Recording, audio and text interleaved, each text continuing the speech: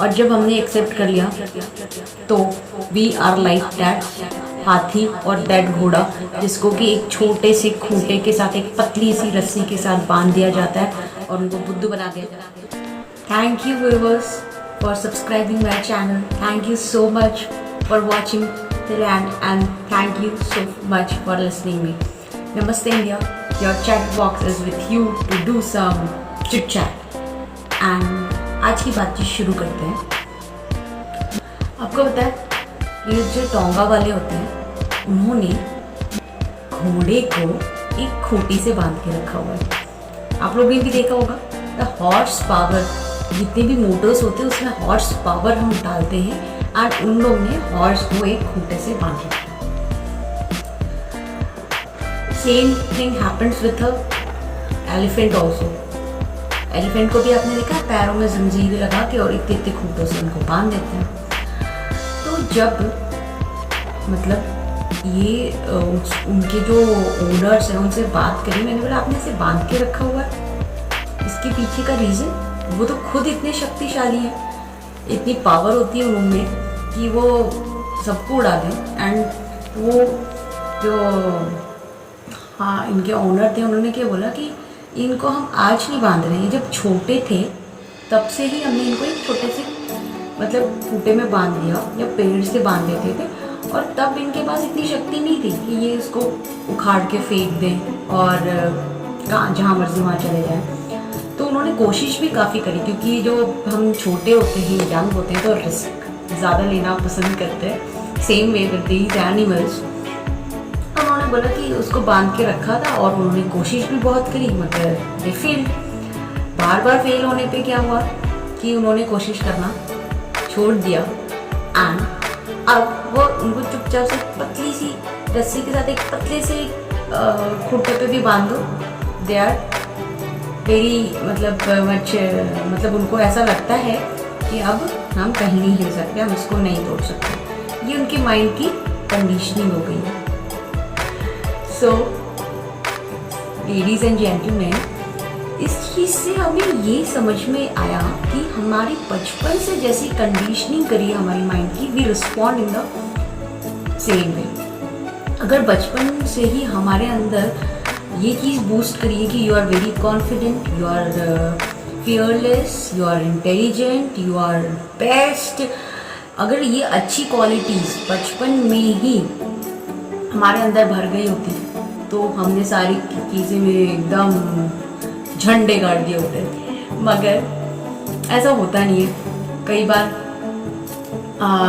हमारे पेरेंट्स गुस्से में आके हमें कहते हैं नालायक है तू, कुछ नहीं हो सकता तुमसे। अगर हमने हमारी टीचर्स को परेशान किया वो बोल देते हैं पास होके दिखाना इस सब्जेक्ट में, मैं मान जाऊंगी या मान जाऊंगा। हमारे फ्रेंड्स फ्रस्ट्रेट होते तेरे जैसा फ्रेंड कोई नहीं हो सकता। मतलब हमारे जो क्लोजली जो रिलेटेड लोग रहते हैं, कई बार ऐसा हो जाता है हमारी वजह से ही ऐसी बातें बार बार हमें सुनने को मिलती है। और कई बार क्या होता है ये क्या हो जाता है, it works as a repetitive affirmations जैसे ये हमारे दिमाग के कहाँ जाती है, सबकॉन्शियस माइंड में, क्योंकि कॉन्शियस माइंड उसको फिल्टर करता है। कॉन्शियस माइंड देख रहे कि अच्छा हमने ये चीज़ गलत किया, हमने पढ़ाई नहीं करी या हमने ये काम गलत कर दिया, इसलिए हमारे पेरेंट्स ने ऐसा बोला या इसलिए हमारी टीचर्स ने ऐसा बोला। और अगर टीचर्स ऐसा बोल दे रही इट मीन्स मतलब टीचर की बातों को हम बहुत वैल्यू करते हैं और उन्होंने ऐसा बोला मतलब ये तो सही है, यानी हमारा जो कॉन्शियस माइंड था उसकी तरफ से टिक मिल गया और वो कहाँ चला गया, सबकॉन्शियस माइंड में। अब जब उस सबकॉन्शियस माइंड को ये अफर्मेशन बार बार मिली कि ये काम तुम नहीं कर सकते, तो उसने भी ये चीज़ को मान लिया हम ये काम नहीं कर सकते, हमें सक्सेस नहीं मिल सकती, हम एक बहुत ही सक्सेसफुल पर्सन नहीं बन सकते, वी हैव एक्सेप्टेड। और जब हमने एक्सेप्ट कर लिया तो वी आर लाइक दैट हाथी और दैट घोड़ा, जिसको कि एक छोटे से खूंटे के साथ एक पतली सी रस्सी के साथ बांध दिया जाता है और उनको बुद्धू बना दिया जाता है कि तुम्हारे पास कुछ नहीं है। This is about conditioning your mind. आप अपने माइंड को जैसा कंडीशन करोगे वो वैसा ही बन जाएगा। ठीक है, अब हम बड़े हो गए, क्या करें, अब हमने ये वीडियो भी देख ली कि हमारा माइंड कैसे कंडीशंस हो गया because of these things happened before.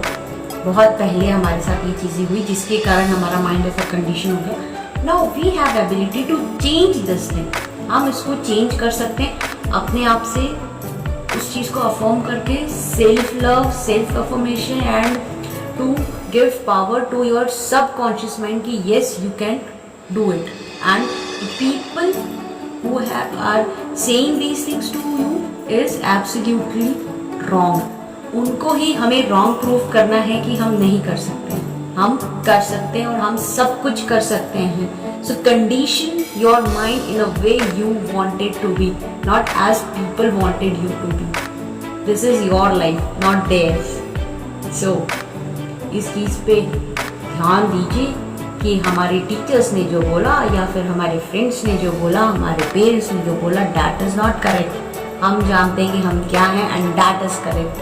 Act accordingly and now your action is, very first action is to subscribe it. Okay, thank you so much. Thanks for listening. Thanks for watching and have a great day.